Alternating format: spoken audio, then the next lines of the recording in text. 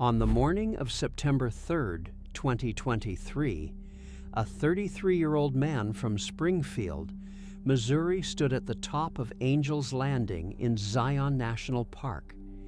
He had made the climb the way thousands of people make it every summer. Up the switchbacks, past the lookout, along the chain section where the trail narrows to a fin of sandstone with nothing on either side but 1,000 feet of air. He had touched the summit. He had seen the view. And somewhere on the way back down, on that same narrow spine he had just crossed safely, he fell. Park rangers responded. A helicopter was called. He was found on the rock below the trail, dead from the fall.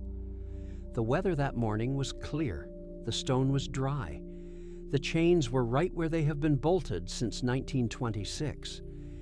There was nothing about the conditions that would have warned anyone this was the day the trail would collect. It collected anyway.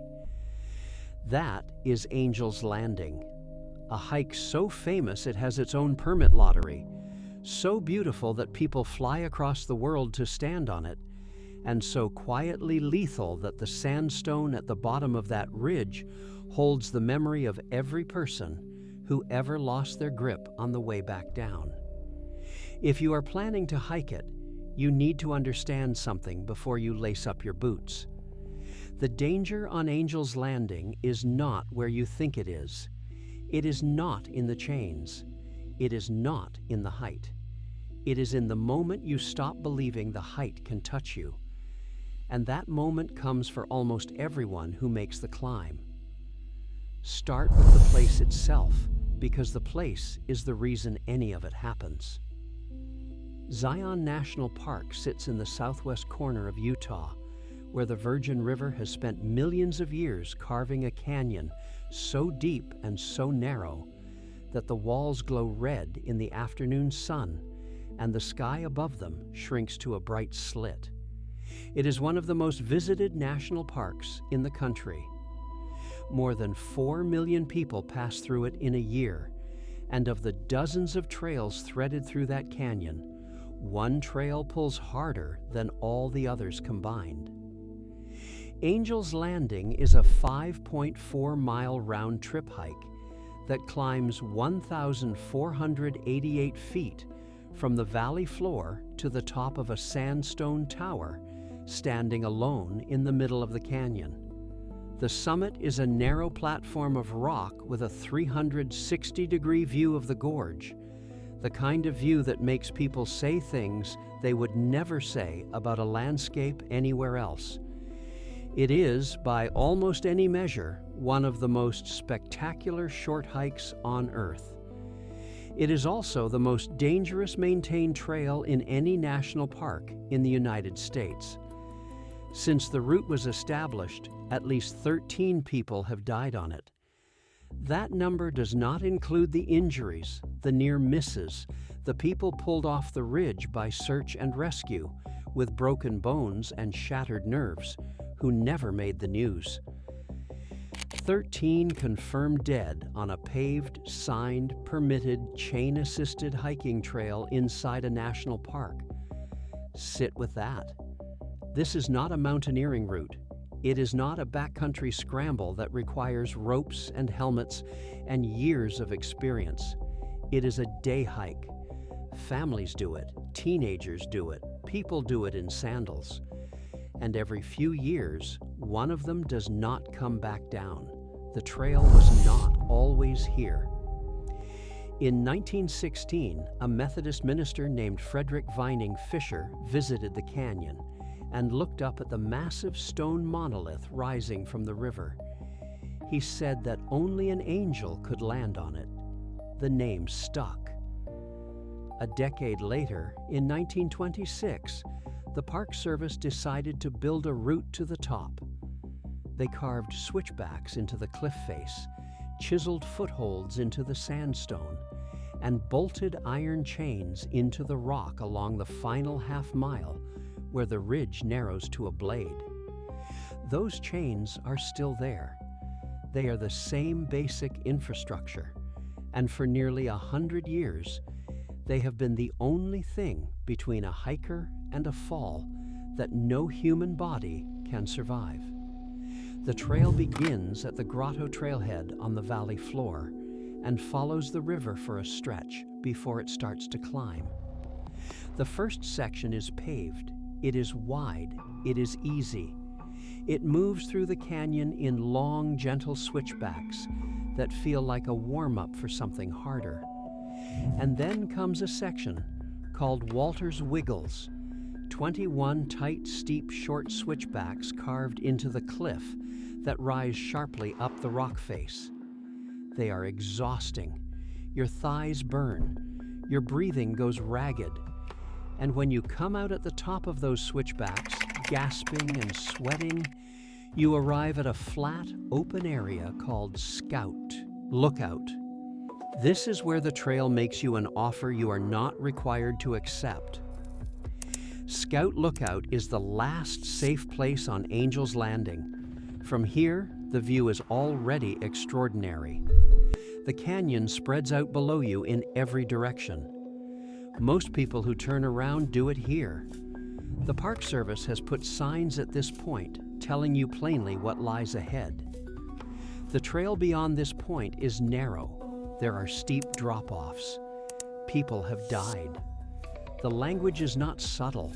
It is a warning written to be understood by someone who has never seen a cliff before. And every single day of the hiking season, hundreds of people read that sign, take a breath, and walk past it anyway. Hold on to that detail. The park has told them. They know. They go. Past Scout Lookout, the trail changes into something else entirely. It stops being a trail in any way your body understands the word. It becomes a ridge. The sandstone narrows. The drops on both sides open up and do not close again. In places, the path is 5 feet wide. In others, it is less than 3. You are walking along the top of a wall of rock with the canyon floor 1,000 feet below you on your left and 1,000 feet below you on your right. The chains are bolted into the stone at intervals. You grab one, you pull yourself along, you reach for the next. Some sections require you to use both hands. Some require you to step across gaps where the rock has broken away and the only thing beneath your foot is the view. The exposure is total. There is no guardrail. There is no net.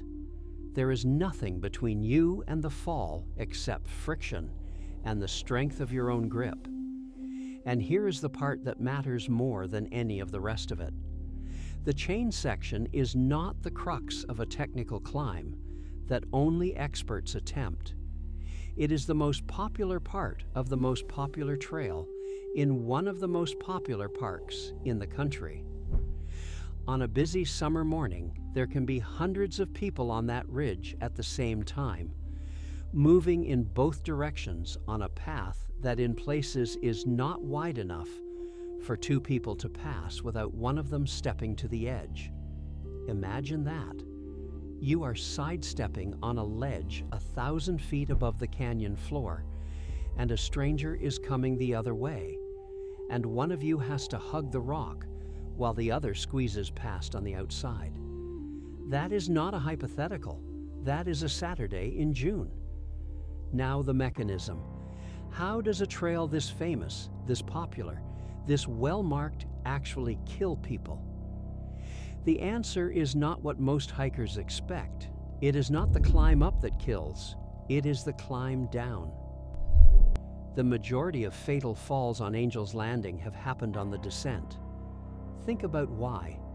On the way up, you are cautious. The exposure is new.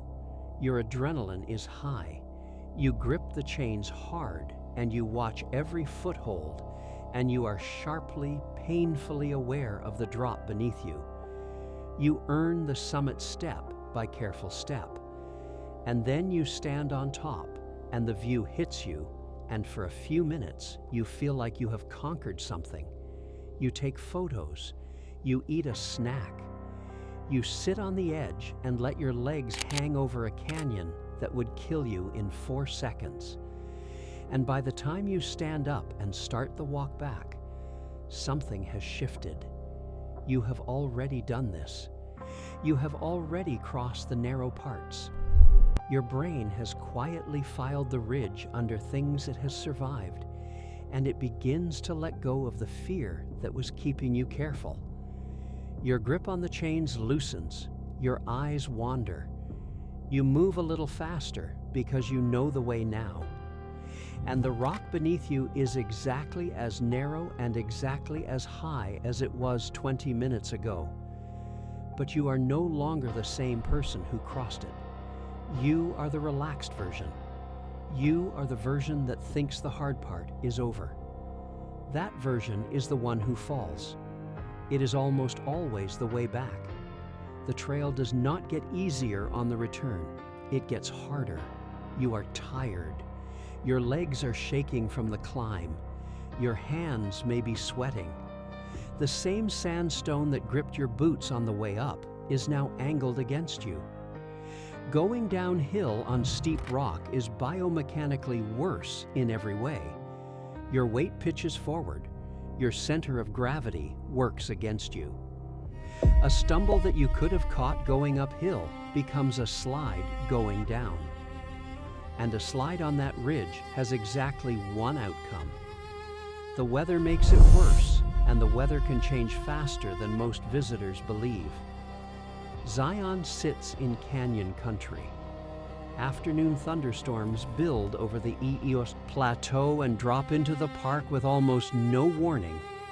Rain on that sandstone turns it to glass.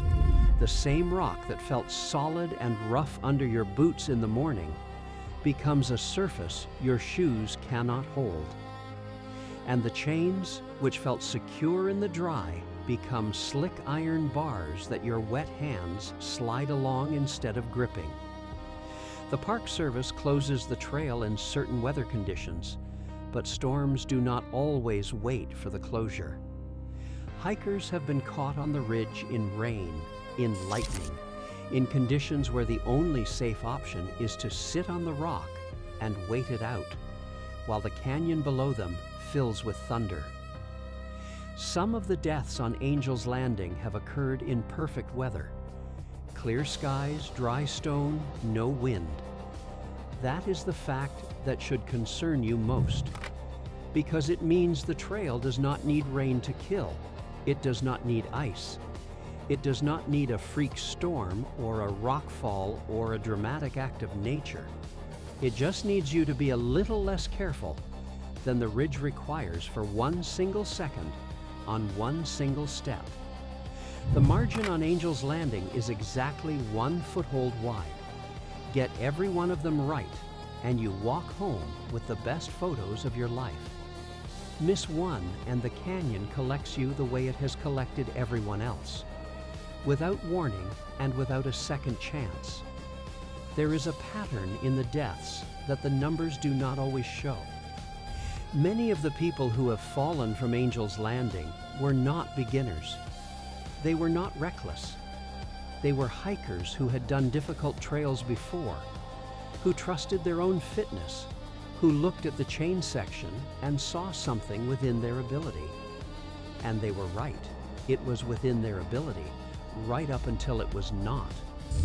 Confidence on this trail is not the same thing as safety. The ridge does not care how many 14ers you have summited or how many miles you logged last year. It cares about one thing: whether your foot is on the rock or off it in this second on this step.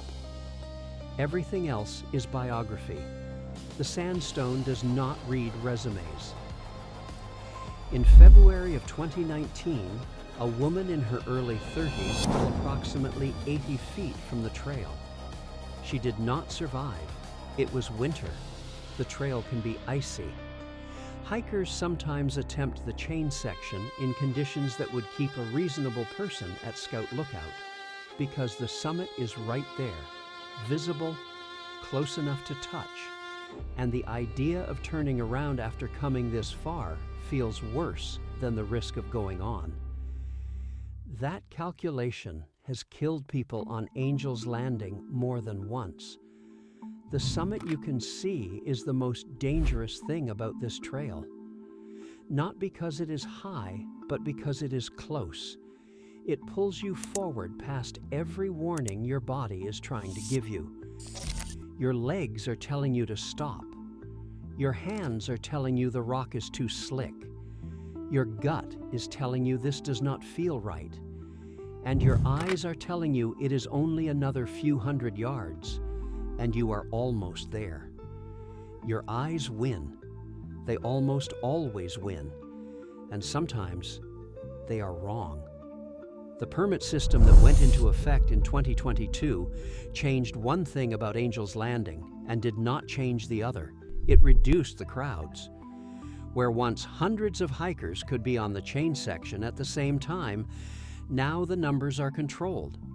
You enter a lottery, you win a permit, or you do not. The congestion that once turned the narrow ridge into a slow-moving line of bodies pressed against a cliff has eased. That is genuinely safer. Fewer people passing each other on a 3-foot ledge means fewer moments where someone has to step to the outside edge to let a stranger through. But the permit did not change the rock. It did not widen the ridge. It did not add a railing or a net or a second chain where there is only one.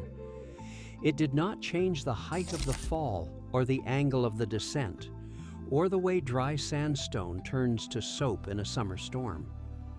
The thing that makes this trail lethal is not the number of people on it. It is the geometry of the rock itself. A spine of stone 1,000 feet in the air with no margin for error on either side. That geometry is exactly the same whether 10 people are on it or 200. And the falls will continue because the trail cannot be made safe without destroying the thing that makes it worth climbing in the first place. That is the contradiction the Park Service has never been able to solve, and probably never will. The beauty is the danger. The exposure is the view. You cannot have one without the other. Every hiker who stands on the summit of Angel's Landing is standing on a place that exists in its current form, only because no one has figured out how to protect them from it without ruining it. So if you are going to do this hike, and millions of people will, here is what you need to carry with you besides water and good boots. Carry the knowledge that the way down is more dangerous than the way up. Carry the understanding that your confidence at the summit is a chemical lie your brain is telling you, because it survived the exposure once and now believes it is immune. You are not immune. Carry the awareness that dry rock is not safe rock. It is just less dangerous rock. Carry the humility to turn around at Scout Lookout if anything feels wrong. Your legs, the weather, the crowd, the voice in your chest that says, "This is enough." That voice is not weakness. That voice is the only safety system this trail has ever had. The chains are not a safety system. They are a tool. They help you move along the ridge. They do not catch you if you fall. Nothing catches you if you fall. There is no net beneath Angel's Landing. There is only the canyon. And the canyon is very, very patient. Come back one last time to that September morning. A 33-year-old man on the descent. The sky clear, the stone dry, the chains right where they have always been. He had already stood on the summit. He had already seen the thing that draws 4 million people a year into this narrow red canyon. And somewhere on the way back, on a section of trail he had already crossed once in the other direction, his footing failed, or his grip slipped, or his attention wandered for the half second the ridge does not allow. There is no way to know what the last moment felt like. Whether he reached for a chain that was too far, whether he stepped on a patch of sand sitting on the rock that rolled beneath his boot, whether the angle just caught him wrong on a tired leg at the end of a long climb, it does not matter. On Angel's Landing, the cause is almost never dramatic. It is almost always small. A fraction of a second on a fraction of an inch of stone. The trail gives you 5.5 miles of warnings. It gives you signs and chains and a view of the drop that should freeze you in place. It gives you every reason to respect it. And then it gives you 1 second where you do not. That is the second that counts. It is the only one that ever has. You will stand at Scout Lookout and you will look at that ridge and you will decide. The view from the top is as beautiful as anything in this country. The people who make it up and back will tell you it was the greatest hike of their lives. Most of them are right. The trail rewards almost everyone who walks it. It only punishes the ones it does not. And there is no way to know which one you are until you are already out on the rock, 1,000 feet above the river, holding a chain that was bolted into the sandstone 100 years ago by men who understood exactly what they were building. A path to one of the most beautiful places on earth. A path that asks for your full attention every single step of the way, and collects without warning on every step where it does not get it.